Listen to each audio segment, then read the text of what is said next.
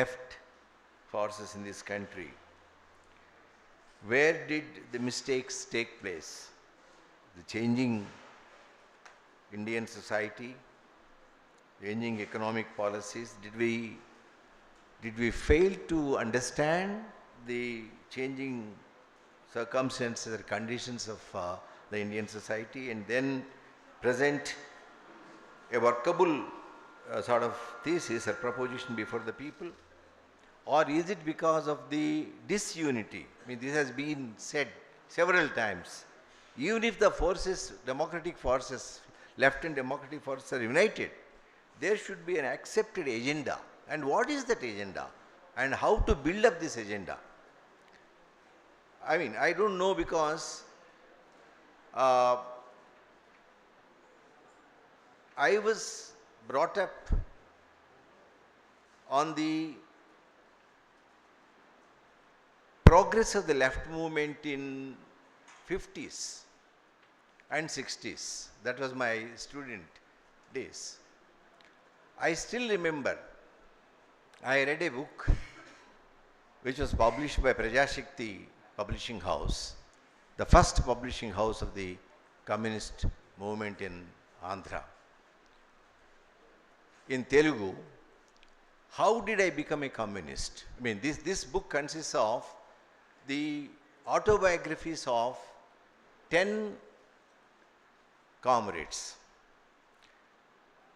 These 10 comrades were one from the municipal workers, Safai Karmacharis, one from the goods train driver, the other a balladeer called Nazar, the other a peasant, but he became a great writer, Sunkara, and a housewife who was like Gorky's mother, giving shelter to the underground comrades. I don't know how many of the old comrades here, senior comrades here, remember this book. We need to reprint that book. I mean, how did they come into the movement? Forget the communist movement or any people's movement. What is the way through which means they came to the movement, how they were attracted to the movement from the grassroots level? I mean, this is how the democratic movement was built. As a student of history, I remember, and also another novel which the Telugu readers are familiar with, Mahidhar Rammohan Rao, a great novelist, a communist who was in CR Foundation home before he died. He wrote a novel called Desham Kosam, for the sake of the country. And this novel depicts the growth of the left movement in Andhra, on what basis the movement was built. I understand, comrade, that we are totally today living in a different society, but then we have to change our tactics, our programs, how to get more and more people into the movement. Why the left and the democratic forces have suddenly become weak? So I think your presentation has, generated a number of ideas which I suppose we should keep in mind and also implement in future. I mean, the broad combination of the left and democratic forces. We are using this left and democratic forces on and off now. We are now just using the left, or we are not just using the communist movement. Left and democratic forces. This is our slogan. Well, gentlemen, we are not very much behind our schedule. Since we started 1 hour late, our tea break is at 3:30. We are only behind by 35-40 minutes. Would you like to have tea break? Or already some people are having snacks and tea, and therefore, except the people who are on the dais. So if we can give them tea also, we can have a break, tea break, and then we'll continue with the program. I will now move on to the addresses. I mean, brief presentations by some of the friends we invited, not necessarily from the left movement, but even otherwise. I would now request Dr. Balachandra Kango to come and give his speech, and then we have 3 more speeches after that. Let us listen to these speeches and then close the remarks. He's a prominent leader of Maharashtra. Yeah, Dr. Balachandra Kango, I'm sorry I never met you. He's a very well-known leader from Maharashtra, leader of the... State Secretary of CPI. He's the State Secretary of CPI. I'm very glad to know that. Comrade Kango, please come and address the audience. Thank you very much. Respected Chairman and the dignitaries on the dais, at the outset, it's a very important topic that we are debating. But there is a reason that why we are debating this topic. And one of the obvious reasons which the chairperson was discussing with you is about what has happened to the left today is of concern to every one of us. And therefore, to rebuild the ideological elan of the left and to re-emerge as an alternative to the capitalist society, a lot of debate has to take place, a lot of action has to take place. And I think it is right that when we are holding a seminar in memory of great communist leader like C.R. Rajeshwar Rao, this is a very timely debate, and therefore let me congratulate the organizers for having kept it at such an important occasion. We have assembled here, of course, to honor C.R. Rajeshwar Rao. I had an occasion to meet him in 1976 at Chandrapur, where an Adivasi organization had called a meeting. I was wondering, of course, I was not a party member that time. I was working with AITUC. So I was wondering as to what brought him there to Chandrapur. Of course, it is adjoining Andhra Pradesh. That is one reason. But then I realized that CR had a very broad concept of the left. And therefore, the dichotomy that we are seeing today between the social movement and the left was not with him. He always understood the unity of this progressive social movement and the left. And therefore, at his lifetime, I think such debates were not necessary. And that is his greatness. And that is what we should learn from him, to get rid of this dichotomy between the progressive social movements and the left. Left should own the progressive social movements. That is the message, I think, with which we should go forward. We have just prepared a brief note, which I would like to read. With the attack on the welfare state and its idea, and the collapse of the socialist bloc, the left is constantly under attack by neoliberal and the capitalist forces on one hand, and religious and cultural fundamentalists on the other hand. This attack has undermined the class consciousness, which was the tool through which the left was working.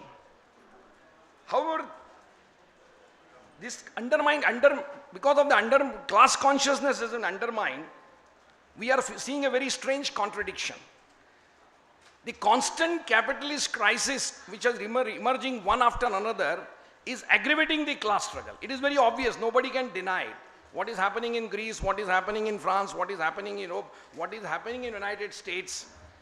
Between the Democrats and Republicans, see, the issues involved are basically the issues of class struggle.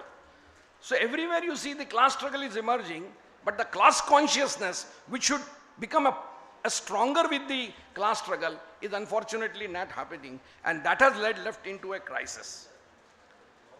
However, increasing inequality, stagnation of wages, and the control of natural resources by the private corporate sectors, and jobless growth and other problems like of environmental degradations have seen emergence of many social movements. On its part, neoliberal forces deliberately has a strategy to promote the NGO movements and keep this unrest under check, or at least to keep this unrest away from the power struggle which we defined as politics. Thus we saw that the concept of depoliticization of development has influenced most of these social movements, and as a result, there is a mistrust between the left and those who are leading these social movements. However, as the reality of the present globalization is presenting itself very fast, which is of course the inequality, dispossession of the people, and many other problems.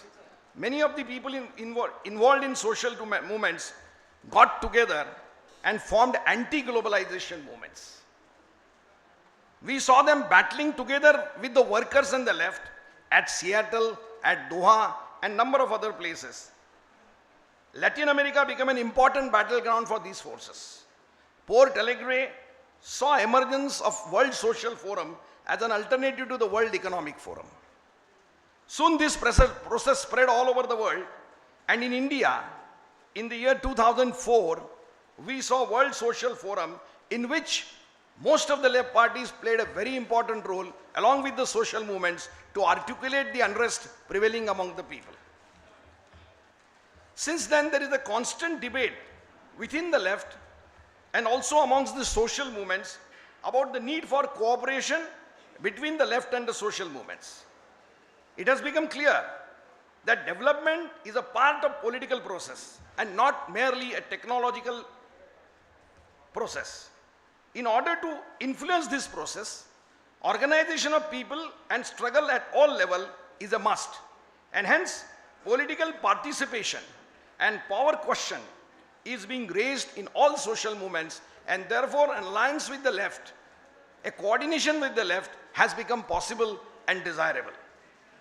Brazil, Venezuela, Bolivia, and many other Latin American countries has worked as an inspiration and eye-opener to all the activists involved in the leftist struggles and social movements. On this background, we need to look at our situation. National Alliance of People's Movement is slowly changing its stance and taking a lot of political participation and is trying to align, at least at state level, and inviting left parties and left leaders in their movements, and also are trying to participate in the left movements. Their leaders are basically from the middle class, but the masses that they are leading are basically from the peasantry or Adivasis or dispossessed people within the urban areas. On the other hand, the anti-corruption movement of Anna Hazare, which saw the emergence of a political party like AAP, which is controlled and followed by the middle class, did participate in the political process, but consciously kept away from the left. Not only kept away from the left, though they are repeatedly saying many of the things which the left says, they are making consciously a part to keep away from the left image. In fact, one of the accusations of the corporate world against Kejriwal and others was they are promoting a socialist agenda. That was the accusation when he took power in Delhi. That is, I would just like to remind you. So this is a contradiction of that AAP movement. So one social movement is keeping away from the left, another social movement is trying to come with the left. We have to understand these differences and try to address this. Why this is happening? Because the middle class is enamored by the technological changes and advances and opportunities offered by the neoliberal era. Agenda of good governance is their stand, which was cleverly exploited by BJP, Narendra Modi and its corporate supporter to malign Congress government, Manmohan Singh, and take over the power. How to evolve a model of people's participation which would prevent bureaucratization of the government is the biggest challenge before the left and the social movement today. This must be addressed. This is one of the reasons why we lost Bengal after 33 years of left rule.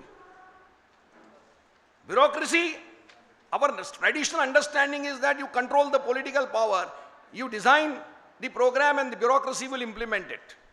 That doesn't happen. That didn't happen. And therefore, bureaucracy has been identified as a part of the corruption process and as a deliberate attempt to depoliticize the whole governing process. Bureaucracy is now the target of all the forces who are fighting for change. How do we change it? The Soviet model has collapsed because they felt it was too much bureaucratization that led to the collapse and alienation of the people for whom the state was working. So how to change this? So people's participation is the model which is being thrown open to us. Are we open to the idea? Are we experimenting it in the places where we are small powers like panchayats, corporations, are we having it? Are we trying to implement it? Are we trying to experiment this? This is a very important thing if left wants to regain its ideological dominance. Because I remember that we came from the social movements, but we drifted to the left. In fact, it was considered to be very natural to drift to the left. We had no other alternative during 60s and 70s. Our ideals will Che Guevara, Fidel Castro and whatever what. Mao and Soviet model existing socialism was our ideal. So it was, therefore you would see that between 60 to 75 or 80, most of the students leader, they might have come from different branches, they all drifted towards the left parties. That is no longer happening because left has lost its ideological elan. How to regain it is a problem. Unless we do it, we will not be able to have a, what you call, a proper alliance with the left, with alliance with the social movement also. Similarly, STR has forced a structural and organizational changes in the world of work. And this world of work has changed relations of the workers. And therefore, organization of workers have undergone traditional changes. Initially, I remember we used to imagine world divided into organized working class who would dominate the cities and the rest of the people who would follow the leading of the working class. That's why we could stop Bombay with the help of 400,000 textile workers. We could control the Bombay. We could control the Bollywood. We could control the cultural world of Bombay, social world of Bombay. That was the strength of the organization which at that time the technology was giving us. The modern technology has totally disorganized this type of work. The work has been disorganized. The workers are disorganized. Informalization has taken place. Now it is not possible to unite work. It may be possible to unite workers on certain demand, but to make them as a force to attack has become very difficult. And we have not, left at least has not addressed this. Unorganize the unorganized. Organize the unorganized is one of the slogans, and we are definitely saying that India is the only country where trade union membership is increasing. I am a part of that movement, therefore I am very happy and proud about it. But politically I am thinking, will it help me to change the society? These unorganized masses of the workers, we are definitely coming around the economic demands. Will I be able to politicize them? It was easy to politicize the organized factory workers in the city because that was a power. Power was very obvious. That power, that sense of power is not coming in the unorganized workers. And that is the politics. You make people realize that you have power, and that is the politics. How do we give them? That is the challenge which the left has to face. Unless we address that, our conception of working class ruling the revolution will no longer be held true. And that is the challenge that we have to face. So what do we do? Broadly speaking, Comrade Prabhat Patnaik has said something in the morning. I'm in agreement with me. The labor rights and human rights should go together. So far, because of the Cold War or whatever may the reasons, we have a different approach, different conception of human right. And we fought for labor rights, though we were for human rights. But human rights, unfortunately, has been considered to be a ploy of the capitalist world. We should get rid of that thinking. By human rights, I mean right to food, right to education, right to health, right to housing, right to sustainable environment. To do this, we need an alliance. And social movements are actively involved in these right movements. So they could be our part. But how could they be part? It cannot be just you attend our demonstration and we attend your demonstration. That kind of artificial physical presence will not help. So the left, particularly the working class movement, will have to champion the cause of right movements. We are talking of how to get middle class towards it, and urbanization is going to be a process of development, whether you like it or not. Our urban population in India is increasing, and therefore urban problems, civil urban problems are becoming very important.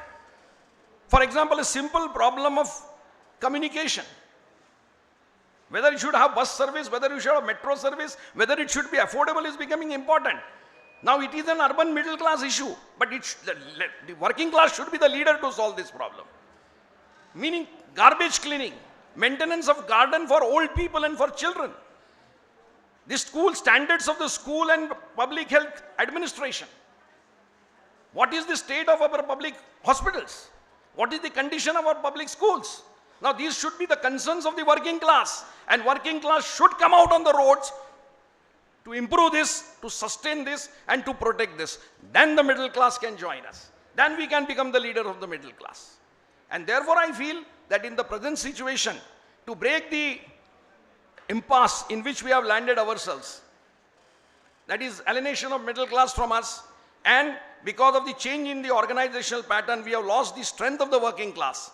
And therefore our capacity to intervene, our capacity to direct the process, political process, cultural process has been compromised. This can be regained if we use our strength to understand the changing scenario and try to evolve ourselves into different cultural as well as struggles of old people, children, civic problems. I think that is the area where working class should come together, and that is where the left should play its important part. And therefore, to conclude, I will say that the left, which champions the workers' struggle, should see that it is directed towards broad civil and human rights movements. This would help in attracting the sensitive, inspired youth from all classes, and particularly from the middle classes, which has drifted away from us and has become a part of the social movements. That is how we should try to regain the space that we have lost and try to face the challenges which have been forced by the recent power change in India.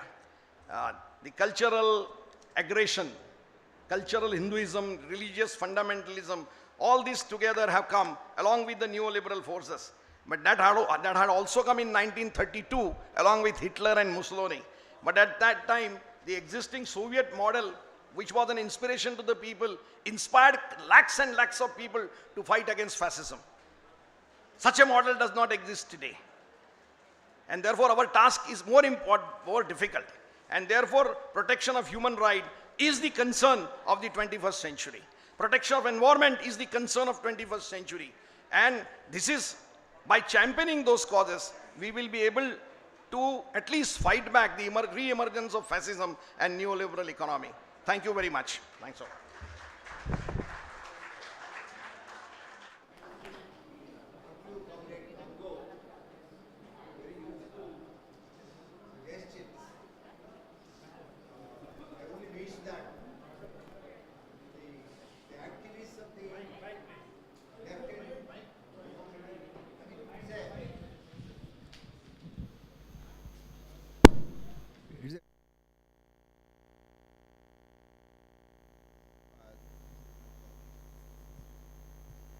Hello. A number of very useful suggestions have been made by the comrade. How to translate them into action, how to put them together along with the suggestions made by the earlier speakers. I think I'm sure that there is a sort of a committee which is overseeing the function, this particular seminar, which will, bring together all these suggestions and make a presentation of the future draft, program. Thank you, Comrade Congo. Now I request Sri Mallepalli Lakshmaya, primarily an activist associated with the movements of Dalits and marginalized sections of the society, and a very reputed journalist of Hyderabad. I request him to speak.